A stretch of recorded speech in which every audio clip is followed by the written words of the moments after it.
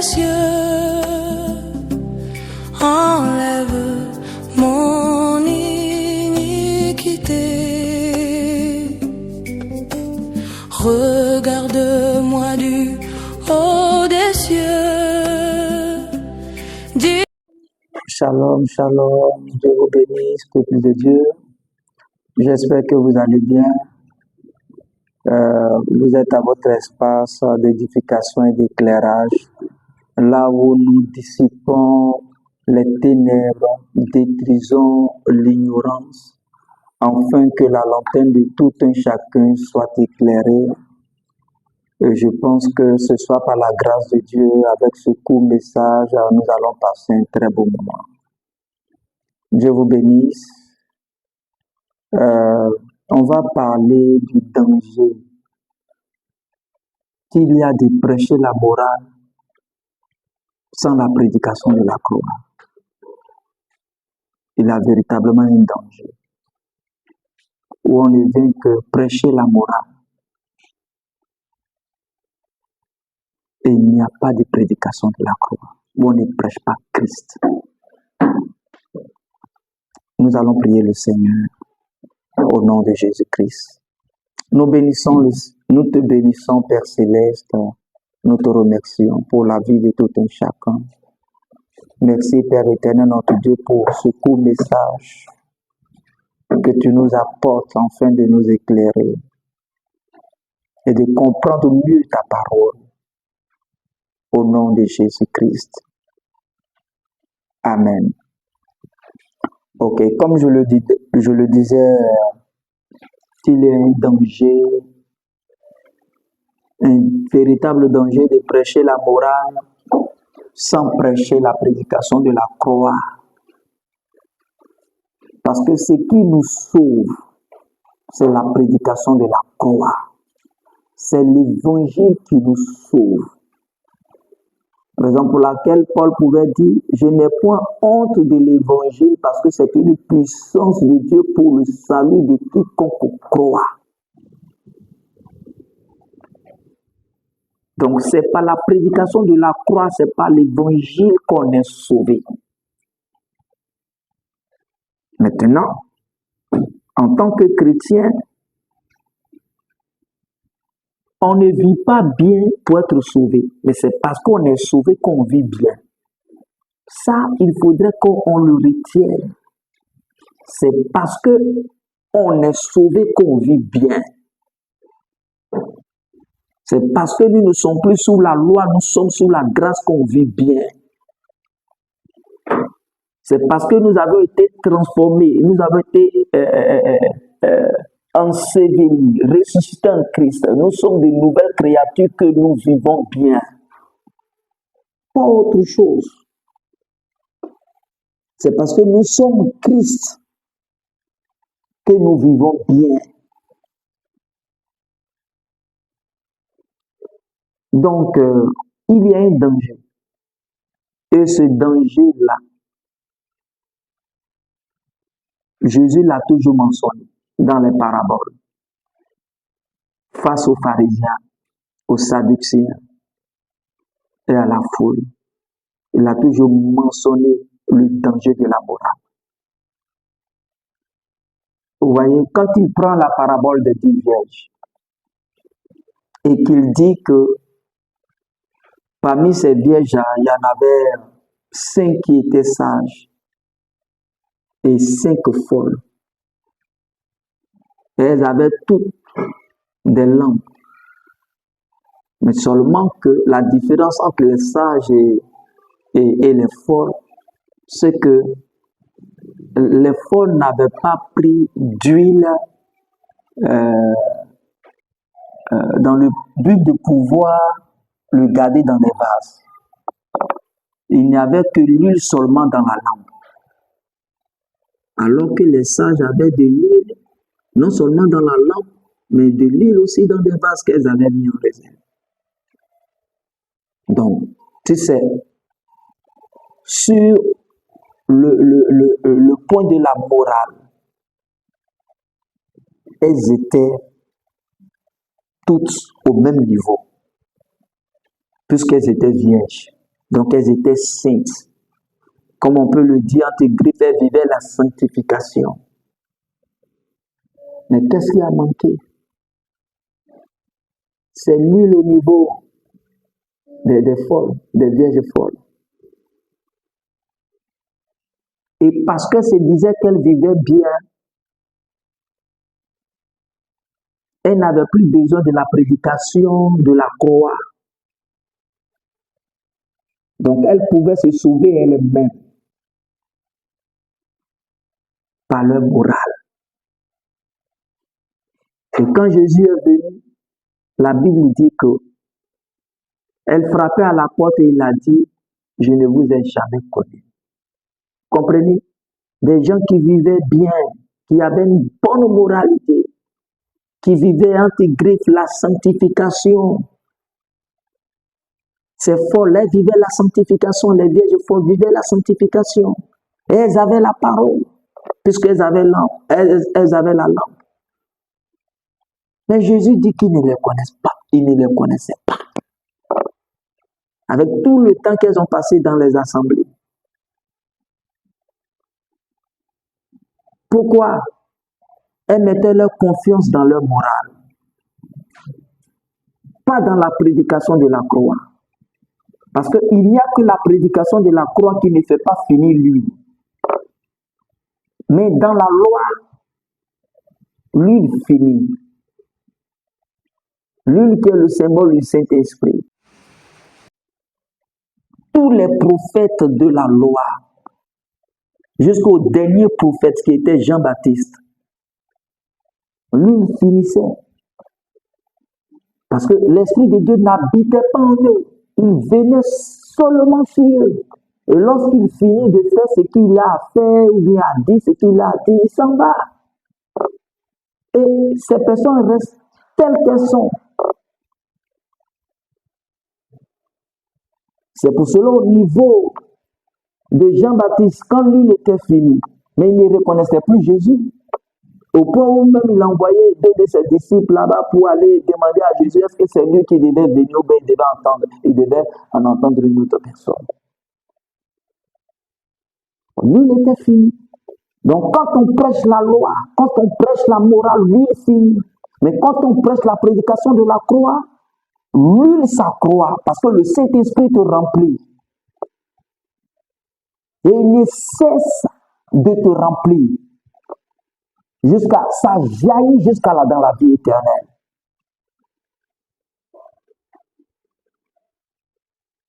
La morale est souvent un danger. Pas que quand on est chrétien, on ne doit pas vivre la morale. Mais comme je l'ai dit, le chrétien vit la morale parce qu'il est enfant de Dieu. Il ne vit pas la morale pour être sauvé. Et c'est parce qu'il est sauvé qu'il vit la morale, qu'il se comporte bien. C'est ça le danger chez les folles. Elles pensaient qu'elles étaient en sécurité par rapport à leur moralité. Mais Jésus dit qu'il ne les connaissait pas. Et c'est la même chose dans Matthieu 7. Avec ces personnes, ces serviteurs qui sont venus pour dire Seigneur, Seigneur, mais nous on a prophétisé en ton nom, on a chassé des démons en ton nom. Mais il dit, je ne vous connais pas, ouvrier d'iniquité. Mais l'iniquité là, ce n'est pas que Jésus a dit qu'ils sont allés commettre l'adultère ou bien la fornication ou bien l'impudicité. Au fait, je vais même arrêter à ces trois péchés parce que ce sont ces trois péchés là qui sont au fort dans l'esprit des religieux. Il n'a pas dit ça. Il dit ouvrier d'iniquité. Et c'est dans son argumentation, on se rend compte de ce qu'ils avaient commis comme iniquité. Et qu'est-ce qu'ils avaient commis comme iniquité? C'est qu'ils n'avaient pas bâti sur le roc. Ils n'avaient pas bâti sur le roc. Le roc qui était Christ. Ils ne prêchaient pas Christ. Ils ne prêchaient pas Christ. Mais quelqu'un qui ne prêche pas Christ, qui ne prêche pas l'évangile, comment peut-il être sauvé avec sa morale? Puisqu'ils utilisaient seulement le nom de Jésus. Il dit, n'avons-nous pas prophétisé par ton nom, on a utilisé ton nom. Mais nous-mêmes, on s'est prêché aux gens. On prêchait nos raisonnements aux gens. Voyez le danger. Et regardons un peu 1 Timothée 4, à partir du verset 1er jusqu'au verset 3. Regardons le danger de la morale.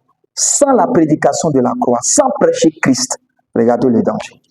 Il dit, mais l'Esprit dit expressément que dans les derniers temps, quelques-uns abandonneront la foi pour s'attacher à des esprits séducteurs. À des esprits séducteurs. Parce que la séduction, quand elle est là, elle attire, elle n'effraie pas. Par des esprits séducteurs et à des doctrines des démons. Maintenant, quelles sont ces doctrines des démons? Est-ce qu'ils amènent des gens ici à pécher? Non. Écoutons verset 2. Il dit, par l'hypocrisie de faux docteurs, portant la marque de la flétrissure dans leur propre conscience. Ils portaient la marque de quoi? De la flétrissure dans leur propre conscience. Il dit, par l'hypocrisie des faux docteurs. Mais ils sont faux en quoi? Est-ce qu'ils disaient, ils enseignaient aux gens de vivre mal? Non. Regardons le verset 3. Donc, 1 Timothée 4. Nous sommes au verset 3. Il dit prescrivant. Donc, dans leur enseignement, il y avait des prescriptions. Il y avait des commandements à respecter. Donc, ils abandonnent la foi. Ils abandonnent Christ. Ils abandonnent sur le fait que c'est par la foi que nous sommes sauvés pour prescrire la manière dont on doit être sauvé. Et ça sonne bien. C'est pas, quand on voit là, ce n'est pas dangereux. C'est la morale. C'est pas dangereux. Écoutons, il dit prescrivant de ne pas se marier. Mais pour le royaume de Dieu, ne vous mariez pas. Sinon, en vous mariant là, vous pouvez peut-être tomber dans le péché en insultant votre femme ou bien votre époux, ou bien votre épouse. Ou bien vous pouvez garder de la rancune. Et à cause de cela, vous ne serez pas enlevé. Donc, quand il prescrit cela, ça sonne bien pour le bien des âmes. Mais il dit que c'est des doctrines des démons. Ah! Donc, le diable enseigne la sanctification? Oui, monsieur, oui, madame. Il enseigne la sanctification. Sinon, il ne peut pas séduire. Il faudrait qu'il se conforme aux enfants de Dieu, qu'ils prennent l'apparence des enfants de Dieu. Dans la morale, il se cache derrière la morale pour diffuser, donner un faux enseignement, pour détourner les armes de la foi, de la doctrine de Christ, pour détourner les armes de l'évangile. Il enseigne ça. Il peut même commettre des erreurs dans la prédication, enseigner des hérésies. On dit non, tu enseignes des hérésies, mon frère, il faut arrêter. Il dit non, mais je ne commets pas de péché, je n'ai jamais trompé ma femme. Est-ce que c'est de ça qu'il s'agit? On dit ton enseignement, il y a de l'hérésie à l'intérieur. On ne parle pas de la morale. Ce qui doit sauver les âmes là, c'est la prédication. Ce n'est pas ta morale. Et même la morale. Mais avant même qu'on vienne à l'église, même qu'on accepte le Seigneur, mais les parents nous enseignaient la morale. Est-ce qu'on pouvait être sauvé par cette morale-là? On pouvait rentrer au ciel par cette morale-là? Plein n'ont pas commis les gros péchés que les gens citent là. Parce que les parents ont enseigné à ces personnes-là. Comme on ne veut pas se citer, on ne cherche pas la femme on ne cherche pas la femme de quelqu'un. Ça là, ça peut l'amener au ciel là. La morale, ça s'enseigne partout, comme je l'ai dit la dernière fois. tous les groupes religieux là, enseignent la morale. Mais pourquoi est-ce qu'ils ne sont pas tous sauvés? C'est parce qu'ils ne prêchent pas la doctrine de Christ. Parce qu'ils n'enseignent pas, ils ne prêchent pas l'évangile, ils ne prêchent pas Christ crucifié, ils ne prêchent pas Christ. C'est ça la différence. Il y a tellement d'exemples. Prenons même le cas la dernière fois j'avais cité le cas de Nicodème. Il a dit, mais Nicodème là, c'est pas quelqu'un qui se pavadait dans le péché, qui se vautrait dans le péché, qui commettait l'adultère partout. Non, il était un modèle. Mais Jésus le croit, il dit, mon frère, il faut que tu naisses de nouveau. Il faut que tu puisses me croire. Et c'est à lui que Jésus a dit, car Dieu a tant aimé le monde qu'il a donné son Fils unique, afin que quiconque croit en lui ne périsse pas, mais qu'il ait la vie éternelle. Il n'est pas venu enseigner la morale à Nicodème, parce que Nicodème connaissait déjà la morale. Le cas même de Corneille. Mais Corneille, il vivait la morale. Il était un homme pieux. Mais qu'est-ce que Jésus a dit? Qu'est-ce que l'ange a dit? Regardons, avant même de revenir sur 1 Timothée 4, versets 1 à 3. Regardons le cas de Corneille. Acte le chapitre 10. Non, allons-y au chapitre 11. On va aller plus vite, comme ce n'est pas un message sur lequel on veut durer. Acte 11. À partir du verset, le cas de Corneille. À partir du verset 13, il dit, c'est Pierre qui parle ici, qui rend un peu le témoignage de comment est-ce qu'il est allé chez Corneille, tout ça là. Donc il dit ici au verset 13 de Acte 11, il dit, cet homme nous raconta comment il avait vu dans sa maison l'ange se présentant à lui et disant, envoie à Joppé et fais venir Simon, c'est-à-dire Pierre, surnommé Pierre, verset 14, écoutons, qui te dira des choses par lesquelles tu seras sauvé. Oh, qui va te prêcher Christ? Et c'est par Christ que tu seras sauvé. Il dit au verset 14, il dit, qui te dira des choses par lesquelles tu seras sauvé, toi et toute ta maison. Donc c'est pas la prédication de l'évangile, la prédication de la croix qu'on est sauvé. Mais il pouvait rester dans cette morale-là. Mais il n'allait pas être sauvé.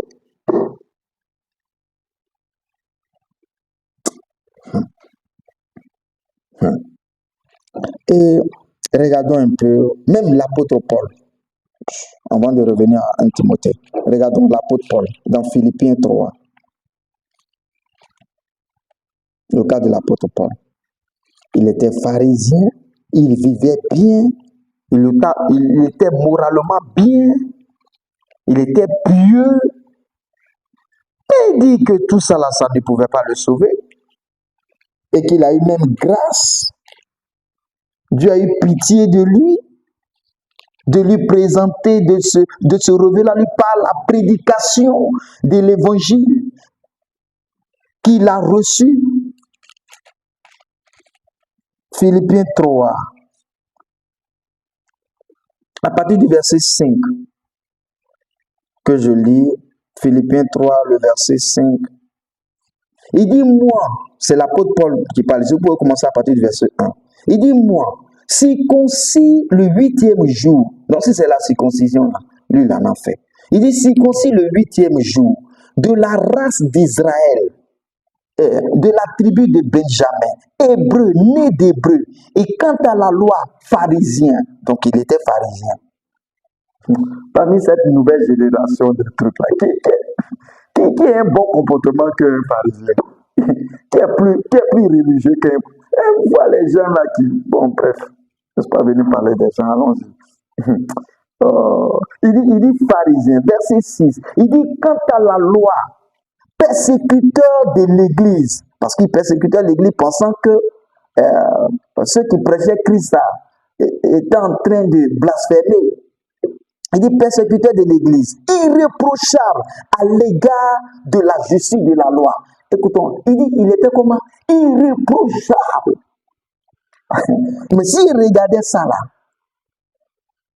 est-ce qu'il allait être sauvé? Il dit, il était irréprochable. Quant à la justice de la loi, ça veut dire qu'il vivait bien, mais il n'était pas sauvé. Mais est-ce que je suis en train de dire non, vivez mal pour être sauvé? Non. Si quelqu'un entend ça comme ça, c'est que vraiment, Dieu ne t'a pas donné l'oreille pour que tu sois sauvé. Hein? Non. Wow. Il dit, quant à la loi, il dit irréprochable à l'égard de la justice de la loi. Verset 7. Il dit, mais ces choses qui étaient pour moi des gains, parce que quand il se promenait parmi les hommes, on dit, ah, lui là, c'est vraiment un saint propre. Il dit, mais ces choses qui étaient pour moi des gains, je les ai regardées comme une bête. À cause de qui? À cause de Christ. Oh Jésus. Bien-aimé, prêchez Christ. Quand vous prêchez Christ, les gens, sans même leur donner des totems de comportement qu'ils vont avoir, vous allez les retrouver en train de se comporter bien. Parce que quand tu prêches Christ, tu deviens Christ. Parce que tu manges Christ. Ce que tu manges, c'est ce que tu deviens. Le chrétien est fait pour manger Christ. Et pour boire l'esprit, pour boire le Saint-Esprit. C'est sa nourriture. Donc quand il vient à l'église, c'est de lui donner Christ à manger. Et puis lui donner le Saint-Esprit à boire. Même si ça se trouve dans la prédication. Parce qu'en mangeant, tu bois en même temps. Quand tu crois. Oh mon Dieu. Vous voyez? Donc l'apôtre Paul, je ne vais pas continuer. Vous pouvez continuer jusqu'au verset 9. Il dit, il a regardé tout ça là comme de la bête. Parce qu'il a su que c'est quand on croit en l'évangile qu'on est sauvé.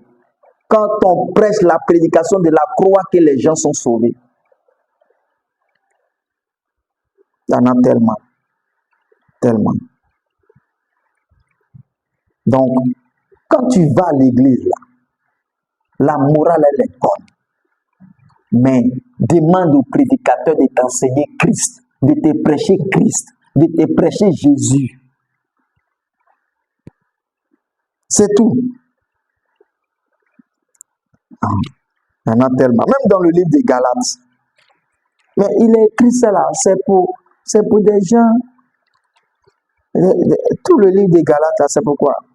C'est pour des gens qui ont marché avec l'évangile et tout d'un coup, c'est que des religieux, des gens, les juifs là, qui sont venus là, ont commencé à changer pour amener ces fidèles-là à vivre la loi. Et ils ont commencé à enseigner la loi aux gens, la morale aux gens. Mais Paul dit, mais attendez-vous là. Si quelqu'un vient vous prêcher un autre évangile que celui que je vous ai prêché là, mais il est maudit. Est-ce qu'on se comprend? Prêcher la loi, c'est une malédiction. Celui qui prêche est maudit, ceux qui écoutent sont maudits. Quand tu prêches Christ, tu es béni. Prêcher Christ, prêcher la gloire, c'est ce qui sauve. Je vais m'arrêter avec ce verset.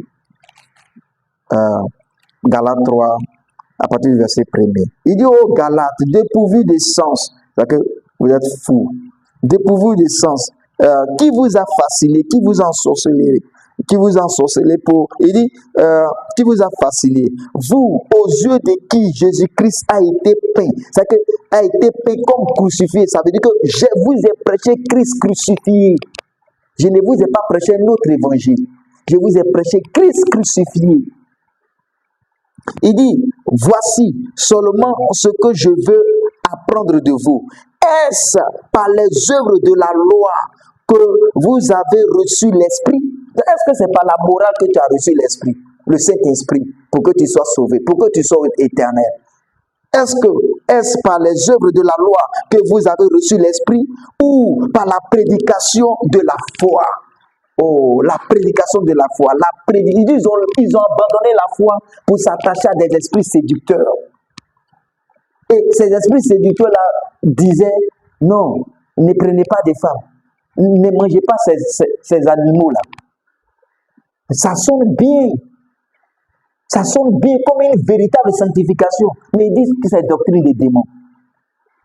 Doctrine des démons. Donc, dans la sanctification-là, il y a le diable dedans. Et la sanctification, sans la prédication de la croix, c'est le Satan. Voilà. C'est la sanctification par la prédication de la croix qui est Christ. Mais la sanctification sans la prédication de la croix, c'est Satan. C'est tout. La sanctification sans l'évangile, c'est Satan. Je continue au verset 2 de Galates 3. Il dit, voici seulement ce que je veux apprendre de vous. Est-ce par les œuvres de la loi que vous avez reçu l'Esprit ou par la prédication de la foi? Verset 3. Il dit, êtes-vous tellement dépourvus de sens, êtes-vous la même folie là, de Matthieu 25 là. Hein, des vierges folles là, c'est la même folie là qui continue ici. Il dit, verset 3 de Galates 3, il dit, êtes-vous tellement dépourvu de ça, êtes-vous tellement dépourvu, tellement vous êtes devenus fous. Il dit, après avoir commencé par l'esprit, voulez-vous maintenant finir par la chair? Oh mon Dieu. Donc quelqu'un qui croit que c'est par sa morale il sera sauvé, la Bible dit qu'il est charnel. Bien-aimé, cherchez la prédication de la croix qui sauve. Prédicateur